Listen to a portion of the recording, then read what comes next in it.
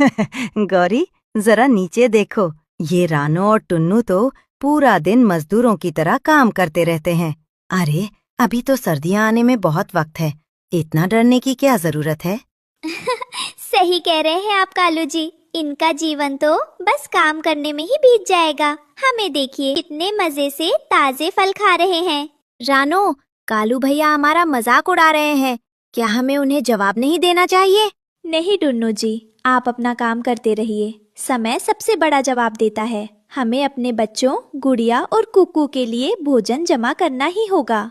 रानो चिड़िया को मेहनत करता देख कालू कौवा वहाँ से उड़कर नदी किनारे चला गया। वहाँ बूढ़ा कछुआ धीरे धीरे गीली मिट्टी खोदकर अपना बिल ठीक कर रहा था।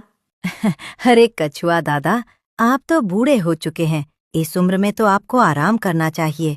ये मिट्टी खोदकर अपने नाजुक पंजों को क्यों तकलीफ दे रहे हैं? देखिए, मौसम कितना सुहावना है। कालू बेटा, मौसम पर कभी भरोसा नहीं करना चाहिए। हवा में नमी है। मुझे अपनी पुरानी हड्डियों में दर्द महसूस हो रहा है। ये इस बात का संकेत है कि कोई बड़ी मुसीबत आने वाली है। अगर अभी आराम किया तो बाद में रोना पड़ेगा। उफ, आप बुजुर्ग लोग हमेशा डराने वाली बातें ही करते हैं। चलिए कालू जी, हम यहाँ से चलते हैं। कहीं इनकी उदासी हम पर न छा जाए। कालू और गौरी ने बूढ़े कछुए की समझदारी भरी बात को अनसुना कर दिया और वहां से मजे करने उड़ गए। शाम हो चुकी थी। रानो और टुन्नू अनाज की पोटली लेकर अपने घोंसले में आते हैं। उनके बच्चे गुड़िया और कुकू उनका इंतजार कर रहे थे। रानो ने एक मजबूत घोंसला बनाया था, जिसे उसने मोम और सूखी लकड़ियों से पक्का किया था। माँ, आप आ गई? हमें बहुत भूख लगी है। क्या आज आप हमारे लिए मीठे चावल लाई हैं?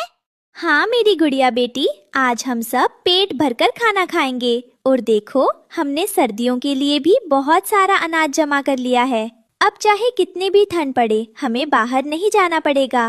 माँ, आप और पिताजी बहुत मेहनत करते हैं। मैं बड़ा होकर आपकी तरह ही बनूंगा। मौसम ने भयानक रूप ले लिया। अचानक आसमान में काले डरावने बादल छा गए। तेज हवाएं चलने लगी और बिजली जोर जोर से कड़कने लगी। जंगल के सभी पक्षी डरकर अपने अपने घरों में दुबक गए। हे भगवान, ये हवा तो बहुत तेज है। मेरे पंख तो हवा के सामने काम ही नहीं कर रहे। मुझे जल्दी से जल्दी घर पहुंचना होगा। मेरे बच्चे घोंसले में अकेले हैं। अगर मैं समय पर नहीं पहुंचा तो अनर्थ हो जाएगा। सावधान, सभी पक्षी सावधान हो जाएं। मेरा अनुभव कहता है कि यह कोई साधारण बारिश नहीं है। यह एक बहुत बड़ा तूफान है जो सब कुछ तहस नहस कर देगा। भाइयों और बहनों, अपने अपने घरों में छुप जाओ और भूल कर भी बाहर मत निकलना। उल्लू बाबा, आप सही कह रहे हैं। देखो कैसे बड़े बड़े पेड़ भी हिल रहे हैं। मुझे अपने दरवाजे और खिड़कियाँ तुरंत बंद कर लेने चाहिए। हे ईश्वर, हम सबकी रक्षा करना।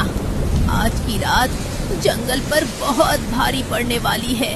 हवा इतनी तेज थी कि कालू कौवे का कच्चा घोंसला जोर जोर से हिलने लगा।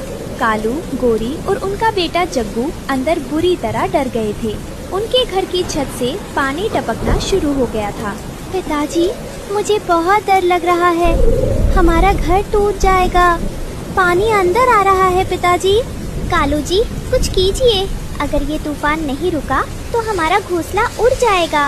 हमने तो सर्दियों के लिए खाना भी जमा नहीं किया। हम क्या खाएंगे?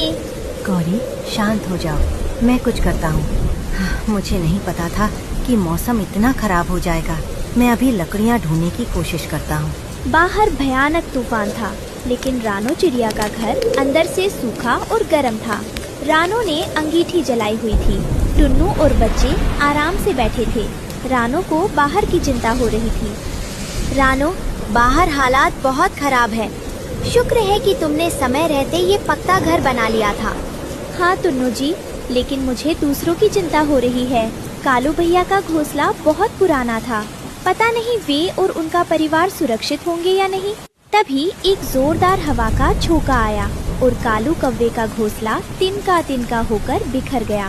कालू, गोरी और जग्गू ढलान से नीचे कीचड़ में गिर गए। वे पूरी तरह भीग चुके थे और ठंड से कांप रहे थे। जग्गू जोर जोर से रोने लगा। माँ, पिताजी, मुझे बहुत ठंड लग रही है, मुझे बचाओ। मेरे बच्चे, गौरी, तुम जग्गू को अपने पंखों के नीचे छुपा लो। हमें जल्दी ही कोई आसरा ढूंढना होगा, वरना ठंड से हमारी जान चली जाएगी।